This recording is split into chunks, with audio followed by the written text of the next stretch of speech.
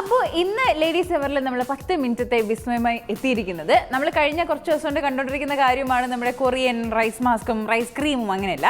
അപ്പോൾ ഇന്നും നമ്മൾ റൈസ് വെച്ചിട്ട്, പക്ഷേ ഫേസിലല്ല, നമ്മൾ മുടിയിൽ പരീക്ഷിക്കാൻ വേണ്ടിയിട്ട് പോവുകയാണ്. ഇതൊരു പരീക്ഷണമൊന്നും അല്ല കേട്ടോ. അപ്പോൾ റൈസ് വെച്ചിട്ട് നമ്മളൊരു ഹെയർ പാക്ക് ഉണ്ടാക്കാൻ പോവുകയാണ്. ഞാൻ ഇപ്പോൾ അന്ന് പറഞ്ഞ കാര്യമാണ്, റൈസ് നമ്മുടെ ഫേസിന് മാത്രമല്ല ഹെയറിനും ഭയങ്കര നല്ലതാണെന്നുള്ള കാര്യം. അപ്പോൾ അത് തന്നെയാണ് നമ്മൾ ഇന്ന് ചെയ്യാൻ പോകുന്ന ഒരു ഹെയർ പാക്കാണ്.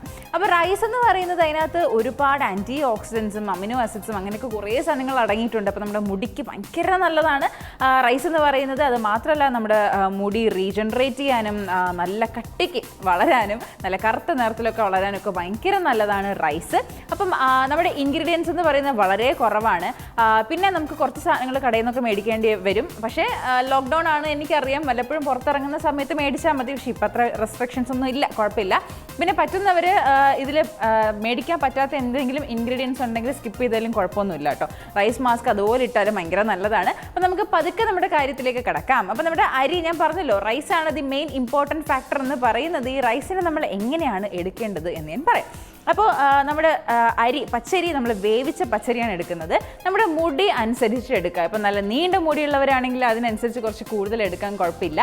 പിന്നെ കുറച്ച് മുടി ഇത്ര ബോബ് ചെയ്ത് അങ്ങനെ കുറച്ച്, അല്ലെങ്കിൽ ആൺകുട്ടികൾക്കൊക്കെ ആണെങ്കിൽ 2 ടേബിൾ സ്പൂണിൻ്റെ ഒക്കെ ആവശ്യമേ ഉണ്ടാവുകയുള്ളൂ. അപ്പോൾ അത് നിങ്ങളുടെ രീതി അനുസരിച്ചിട്ടാണ് അത് എടുത്തുകൊള്ളുക. അപ്പോൾ ഞാനിവിടെ നമ്മുടെ വേവിച്ച അരി നന്നായിട്ട് അരച്ച് എടുത്തിട്ടുണ്ട്. അപ്പോൾ അങ്ങനെ തന്നെയാണ് ചെയ്യേണ്ടത്. അരി വേവിക്കാനായിട്ട് ഞാൻ പറഞ്ഞുതരേണ്ട. വെള്ളത്തിലിടുക, കുതിർക്കുക, അതിനുശേഷം നമ്മളെ പാത്രം ഏതാണെന്ന് വെച്ചാൽ അതിൽ വെച്ചിട്ട് വേവിച്ച് നന്നായിട്ട് എടുക്കുക. നന്നായിട്ട് അതിൻ്റെ ആ ഒരു ഇമ്പ്യൂരിറ്റീസ് എല്ലാം കളഞ്ഞിരിക്കണം. നമുക്കറിയാം പുറത്തുനിന്ന് മേടിക്കുന്ന അരിയൊക്കെ എത്രത്തോളം പ്രശ്നകരമാണെന്നുള്ളത് അറിയാം. അപ്പോൾ അതുകൊണ്ട് തന്നെ നമ്മൾ ഫേസിലും ഹെയറിലൊക്കെ ഇടുമ്പോഴത്തേക്ക് അങ്ങനെ കെമിക്കൽസ് അങ്ങനെ സംഭവങ്ങളൊന്നും വരാതിരിക്കാൻ വേണ്ടിയിട്ടാണ് ഞാൻ പറയുന്നത് നന്നായിട്ട് കഴുകണം എന്നുള്ളത്. നന്നായിട്ട് കഴുകി വേവിച്ചെടുത്ത അരിയാണ്. നന്നായിട്ട് നമ്മുടെ മിക്സിയിലിട്ട് നന്നായിട്ടൊന്ന് അടിച്ചെടുത്തിരിക്കുകയാണ്. അപ്പോൾ അത് ഞാനിവിടെ ഇത്ര എടുത്തിട്ടുണ്ട്, 1 കപ്പ് എടുത്തിട്ടുണ്ട്. അതിനുശേഷം നമ്മൾ ഇതിലേക്ക് ആഡ് ചെയ്യാൻ പോകുന്നത് അർഗൻ ഓയിലാണ്. അർഗൻ ഓയിൽ നമ്മുടെ മുടിക്ക് ഭയങ്കര നല്ലതാണ്. ഈ ഓയിൽ എന്ന് പറയുമ്പോൾ തന്നെ നമ്മുടെ മുടിക്ക് ഓയിൽ എത്രത്തോളം നല്ലതാണെന്ന് നിങ്ങൾക്കറിയാം. നല്ല മോയ്സ്ചറൈസിങ് ആണ്, നല്ല ഹൈഡ്രേറ്റിംഗ് ആണ്. അപ്പോൾ അർഗൻ ഓയിലും കൂടി ആകുമ്പോഴത്തേക്ക് അതൊരു പ്ലസ് ആണ്. അതിൻ്റെ ഗുണങ്ങൾ നിങ്ങൾക്ക് ഓൾറെഡി അറിയാവുന്നതാണ്. അപ്പം അതാണ് നമ്മളിവിടെ എടുക്കുന്ന ഇൻഗ്രീഡിയൻറ്റ്. ഈ അർഗൻ ഓയിൽ ഞാൻ എടുക്കുന്നത് ഒരു 2 ടേബിൾ സ്പൂണാണ്.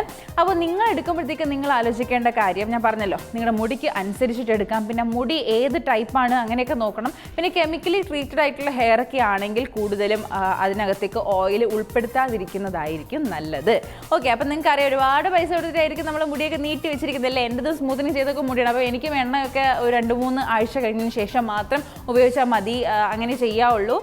കെമിക്കൽ ബോണ്ടിങ് ആണ്, നമ്മൾ ഒരു വിധത്തിൽ പിടിച്ച് നീട്ടി വെച്ചിരിക്കുകയാണ്. ബോണ്ട് ബ്രേക്ക് ആവും, അതുകൊണ്ടാണ്. എല്ലാം അറിയായിരിക്കും അല്ലേ. അപ്പം അങ്ങനെ നിങ്ങൾ എപ്പോഴും മനസ്സിൽ വിചാരിക്കുക. പിന്നെ നല്ല ചുരുണ്ട മുടി, കെമിക്കലി ട്രീറ്റ് ചെയ്യാത്ത മുടിയൊക്കെ ആണെന്നുണ്ടെങ്കിൽ ധൈര്യമായിട്ട് നിങ്ങൾക്ക് ആഡ് ചെയ്യാം. അപ്പോൾ പതുക്കെ നമ്മുടെ അർഗൻ ഓയിൽ ഇതിലേക്ക് ആഡ് ചെയ്യട്ടെ. അപ്പോൾ ഇത് വളരെ കുറച്ച് സ്പൂണാണ്. അത് മാത്രമല്ല നമ്മൾ ഡെമോ മാത്രമാണ് കാണിക്കുന്നത്. അതുകൊണ്ട് ഞാൻ ഇവിടെ ഈ ഒരു ചെറിയ സ്പൂൺ 2 സ്പൂൺ എടുക്കുകയാണ്. അപ്പോൾ 2 സ്പൂൺ എടുത്ത ശേഷം നന്നായിട്ടൊന്ന് മിക്സ് ചെയ്ത് എടുക്കുക. അപ്പോൾ ഇത് നമുക്കറിയാം, റൈസ് നന്നായിട്ട് അരച്ചെടുക്കുമ്പോൾ നല്ലൊരു തിക്ക് കൺസിസ്റ്റൻസി ആയിരിക്കും. അപ്പോൾ ഹെയർ പാക്കിൻ്റെയൊക്കെ ഒരു കൺസിസ്റ്റൻസി നിങ്ങൾക്ക് അറിയാമല്ലോ, കുറച്ച് തിക്കായിരിക്കുന്നത് തന്നെയാണ് നല്ലത്. അപ്പോൾ ഇതുപോലെ ഒന്ന് ജസ്റ്റ് ഒന്ന് ഇളക്കിയെടുക്കുക. അപ്പോൾ ഇനി ഇതിപ്പോൾ നന്നായിട്ട് മിക്സ് ആയിട്ടുണ്ട്, ഈ ഒരു കൺസിസ്റ്റൻസിയാണ്. അപ്പോൾ ഇനി നമ്മൾ ഇതിലേക്ക് മിക്സ് ചെയ്യാൻ പോകുന്നത് എസെൻഷ്യൽ ഓയിലാണ്. ഇപ്പോൾ എസെൻഷ്യൽ ഓയിൽ ഇപ്പം മാർക്കറ്റിലും ഓൺലൈനിലും ഒക്കെ അവൈലബിൾ ആണ്. ഇപ്പോൾ ഓൺലൈനിലൊക്കെ നിങ്ങൾക്ക് സാധനമൊക്കെ മേടിക്കാൻ പറ്റും അല്ലേ. ലോക്ക്ഡൗണും കാര്യങ്ങളൊക്കെ ഉണ്ടെങ്കിലും ഓൺലൈനിൽ സർവീസൊക്കെ അവൈലബിൾ ആണ്. അപ്പോൾ നിങ്ങൾക്ക് ഓൺലൈൻ വഴി മേടിക്കാം, അല്ല പുറത്ത് പോകുമ്പോഴത്തേക്ക് കിട്ടും, അതിങ്ങനെയും മേടിക്കാം. എങ്ങനെയാണെന്ന് വെച്ചാൽ മേടിക്കാം.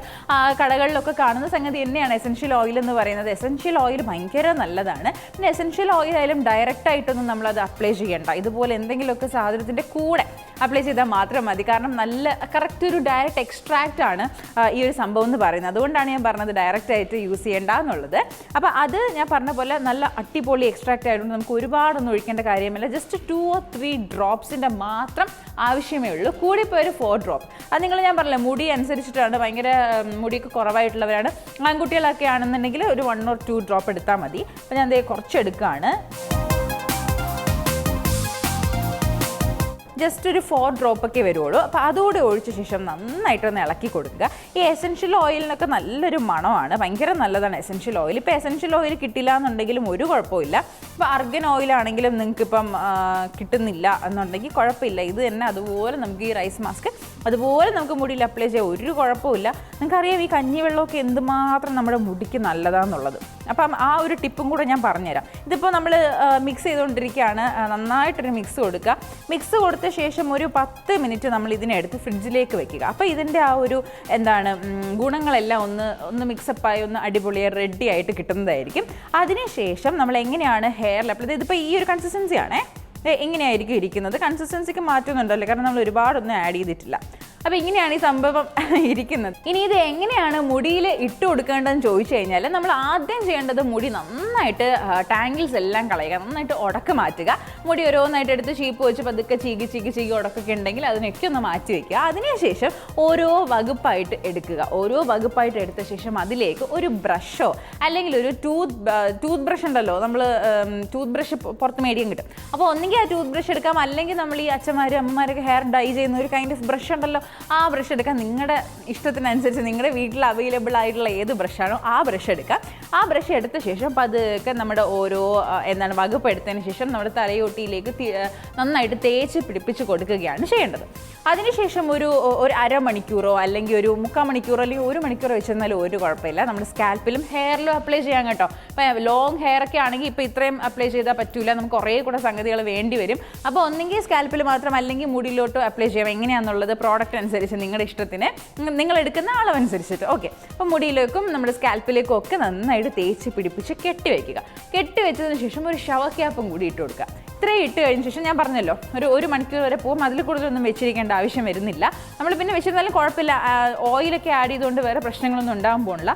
പിന്നെ ഓയിലായാലും അർഗൻ ഓയിലായാലും ഒരുപാട് കൂടുതലൊന്നും ഒഴിച്ചു കൊടുക്കേണ്ട, കുറച്ചുകൂടി സ്റ്റിക്കി ആയിട്ടിരിക്കുന്നതായിട്ട് നമുക്ക് ഫീൽ ചെയ്യും. പിന്നെ ലോക്ക്ഡൗൺ ആണ്, വീട്ടിലാണ്, മുടിയൊക്കെ കുറച്ച് സ്റ്റിക്കി ആയിട്ടിരുന്നാലും കുഴപ്പമൊന്നും ഇല്ല. അപ്പോൾ ഒരു 30 മിനിറ്റ് കഴിഞ്ഞാൽ നമുക്ക് ഷാമ്പൂ കണ്ടീഷണർ വെച്ച് നമ്മുടെ മുടി നന്നായിട്ടൊന്ന് വാഷ് ചെയ്ത് കൊടുക്കാം. ഷാമ്പൂവും കണ്ടീഷണറും ഇട്ട് വാഷ് ചെയ്യാമെന്ന് കരുതി നമുക്ക് ഭയങ്കരമായിട്ട് റഫായിട്ടൊന്നും ചെയ്യരുത്. കാരണം ഭയങ്കര മൈൽഡായിട്ടുള്ള ഷാമ്പൂസ് മാത്രമേ നിങ്ങൾ മുടിയിൽ യൂസ് ചെയ്യാവുള്ളൂ. പ്രത്യേകിച്ചും ഈ ഒരു പാക്കൊക്കെ ഇട്ട് കഴിഞ്ഞ് നിൽക്കുന്ന സമയത്ത്. കാരണം അല്ലെങ്കിൽ ഈ ആയുർവേദിക് ഷാമ്പൂ അങ്ങനെ എന്തെങ്കിലും ഉണ്ടെങ്കിൽ നിങ്ങൾക്ക് യൂസ് ചെയ്യാം. നിങ്ങൾക്ക് അറിയാമായിരിക്കും അല്ലേ നിങ്ങൾ യൂസ് ചെയ്യുന്ന മൈൽഡായിട്ടുള്ള ഷാമ്പൂ. ഞാൻ പറയട്ടെ, നമ്മൾ പരസ്യം കണ്ടതിന് ശേഷം മാത്രം പോയിട്ട് ഷാമ്പൂ കാര്യങ്ങളൊന്നും വാങ്ങിക്കരുത്. ഞാൻ മുന്നേ പറഞ്ഞിട്ടുള്ളതാണ് ഒരു എപ്പിസോഡിൽ. നമ്മുടെ മുടിക്ക് എന്താണ് വേണ്ടത്? ചിലർക്ക് താരൻ്റെ പ്രശ്നം ഉണ്ടായിരിക്കും, ചിലർക്ക് മുടി കൊഴിച്ചിലായിരിക്കും, ചിലർക്ക് സ്പ്ലിറ്റൻസ് ആയിരിക്കും, അങ്ങനെ കുറേ പ്രശ്നങ്ങൾ. അതിൽ നിങ്ങളുടെ പ്രശ്നം എന്താണെന്ന് മനസ്സിലാക്കിയ ശേഷം മാത്രം അതിൻ്റെ പ്രതിവിധിക്കുള്ള ഷാമ്പൂ യൂസ് ചെയ്യുക. ഓക്കെ, അത് മൈൽഡായിരിക്കാൻ വേണം. അപ്പോൾ ഇതാണ് നിങ്ങൾ ഷാമ്പൂ കണ്ടീഷണർ തിരഞ്ഞെടുക്കുമ്പോഴത്തേക്കും മനസ്സിൽ വെക്കേണ്ട ഒരു കാര്യം.